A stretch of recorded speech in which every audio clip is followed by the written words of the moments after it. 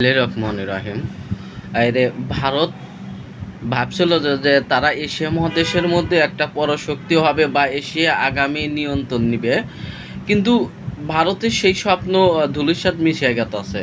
কারণ ভারত সব দিক দিয়ে চাপে পড়ে গেছে। বিজেপি সরকার ভারতের, কেন বিজেপি সরকার সব দিক দিয়ে চাপে পড়ে গেছে? আপনি একটা জিনিস লক্ষ্য করুন যে ভারতের পররাষ্ট্রমন্ত্রী জয়শঙ্কর আমেরিকার প্রেসিডেন্ট ডোনাল্ড ট্রাম্পকে আপনার দাওয়াত দেয় ভারতে, যেন ডোনাল্ড ট্রাম্প হলো আপনার যায় এবং সেখানে মিটিং করে।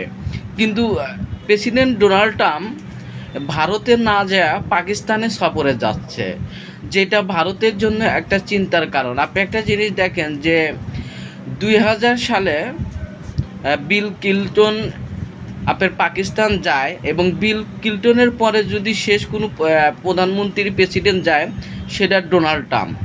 কারণ ভারত কখনো চায় না যে আপনার পাকিস্তানে আপনার আমেরিকার কোনো প্রেসিডেন্ট যাক বা আমেরিকার কোনো প্রেসিডেন্ট ওখানে মিটিং করুক। কেন এখানে মিটিং করুক? কারণ আমেরিকা যদি প্রেসিডেন্ট যদি পাকিস্তানে মিটিং করে বা এখানে বৈঠক করে, সেক্ষেত্রে আপনার কিছু প্রশ্ন জাগবে এবং সেক্ষেত্রে ভারতের ভিতরে একটা অস্থিরতা তৈরি হতে পারে। যেমন আপনি দেখেন যে কাশ্মীর, কারণ কাশ্মীরের মধ্যস্থতা করতে চাচ্ছে ডোনাল্ড ট্রাম্প।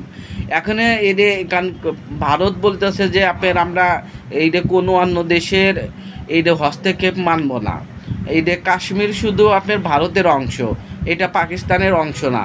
কিন্তু আপনার পাকিস্তান বলতেছে যে কাশ্মীর হলো পাকিস্তানের অংশ।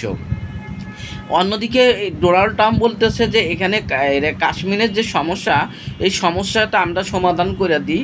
কিন্তু ভারত মানতেছে না। কেন মানতেছে না?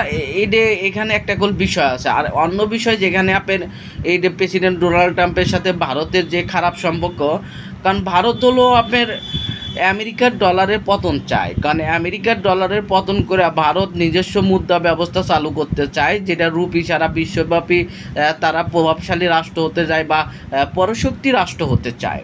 যে আপনি রুপি যদি আপনার সারা বিশ্ব সরা যায়, ডলারকে পতন করতে পারে, সেই ক্ষেত্রে ভারতকে আপনার পরাশক্তি হবে। যে ভারত যে স্বপ্ন লালন করতেছে, কিন্তু সেই স্বপ্নগুলো আপনার ভাঙ্গা যাচ্ছে।